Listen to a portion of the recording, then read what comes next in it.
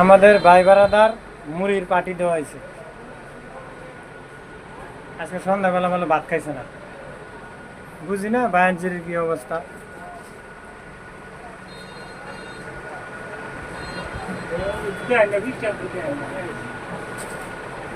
এই যে মনির ভাই, কামাল ভাই, আমি তো বেকার, সবাই আমার চিনে।